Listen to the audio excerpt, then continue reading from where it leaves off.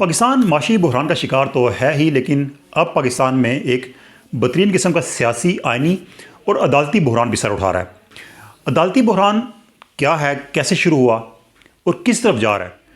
आज की वीडियो में मुकम्मल तफसीलात शेयर करेंगे आपके साथ। मैं हूं सरफराज राजा।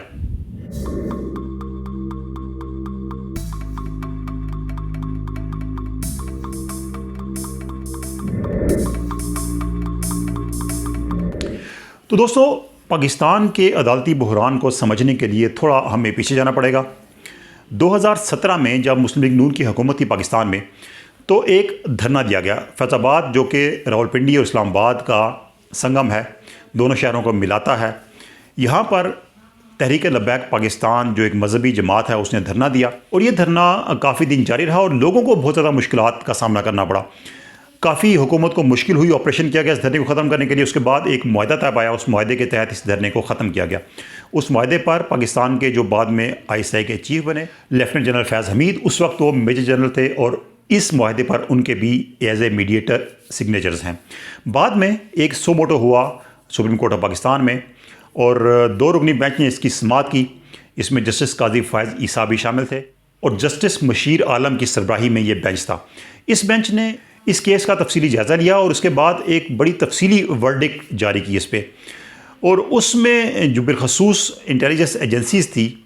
उनके किरदार को काफ़ी उस पर तनकीद की गई और जो एहतजाजी मुजाहरे होते हैं उनके हवाले से कुछ जो गाइडलाइंस थी वो इस फैसले में दी गई। अब उसके बाद जस्टिस काजी फ़ायज़ ईसा के खिलाफ एक रेफरेंस दायर हुआ और उस वक्त पाकिस्तान में तहरीक इंसाफ की हुकूमत थी, इमरान खान वज़ीर आज़म थे, और इस रेफरेंस में एसेट बियॉन्ड मीन्स, यानी कि जो उनकी आमदन थी उससे ज़ायद उनके असासे थे, ये उसमें इल्ज़ाम किया गया। और उनकी जो अहलिया थी सरीना ईसा,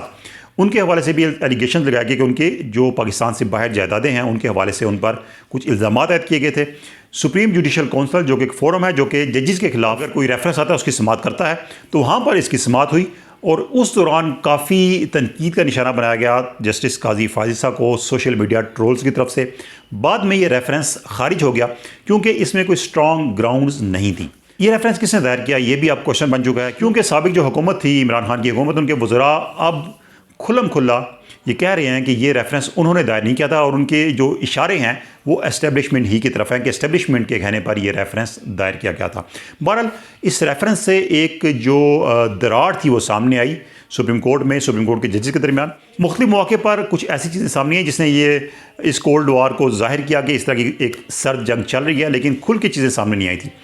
गुज़िश्ता साल अप्रैल में जब इमरान खान की हुकूमत को हटाया गया तहरीक अदम-ए-एतमाद के ज़रिए, तो उसके बाद एक सो मोटो नोटिस लिया सुप्रीम कोर्ट ने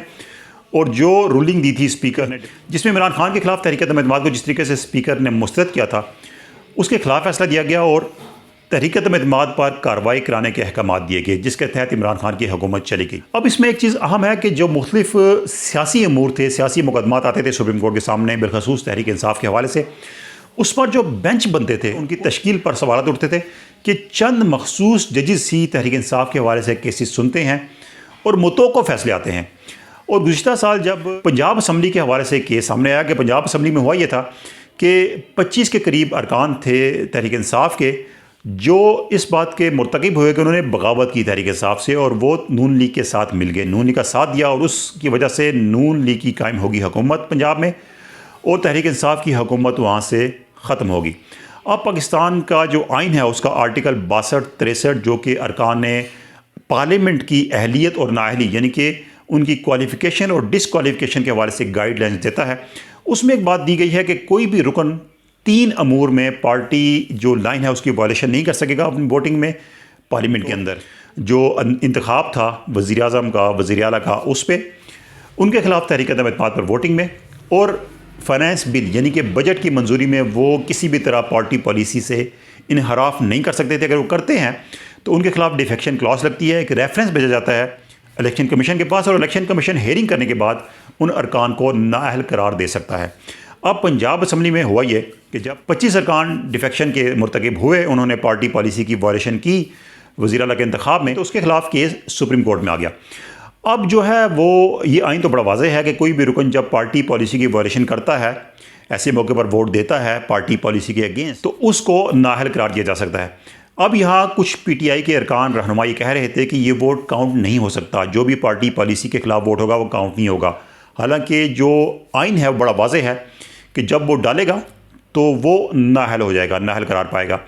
अब इसमें जब सुप्रीम कोर्ट का फैसला आया तो फैसला भी वही आया जो कि तहरीक इंसाफ के रहनुमा कहते थे, यानी कि वोट भी काउंट नहीं होगा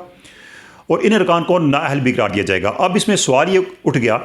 कि जब किसी ने जुर्म किया ही नहीं, आपने उनका वोट ही नहीं गिना, तो वो नाअहल कैसे हो गए। बहरहाल ये एक ऐसा डिसीजन था जिसको आइन की तशरीह की बजाय आइन को रीराइट करने के मुतरादिफ करार दिया गया। अब इस फैसले के बाद जो पाकिस्तान में सियासी बहरान इस वक्त मौजूद है वो बेसिकली इसी फैसले की वजह से है, क्योंकि इस फैसले के बाद तहरीक इंसाफ की हुकूमत कायम हो गई, नून लीग की हुकूमत ख़त्म हो गई और उसके नतीजे में हुआ ये कि तहरीक इंसाफ की तरफ से असम्बलियाँ तहलील की गई और आज जो पाकिस्तान में एक आइनी बहरान बना हुआ है ये तमाम उन्हीं असम्बलियों की तहलील की वजह से बना हुआ है। अब इस फैसले के बाद खुलम खुला तनकीद होना शुरू हो गई सुप्रीम कोर्ट पे भी, और मखसूस बेंच बनाए जाने पर भी और मखसूस जजों को उन बेंचेज में शामिल किए जाने पर भी तनकीद शुरू हो गई। अब इसी अरसे में CCPO लाहौर के तबादले के हवाले से केस आया सुप्रीम कोर्ट में।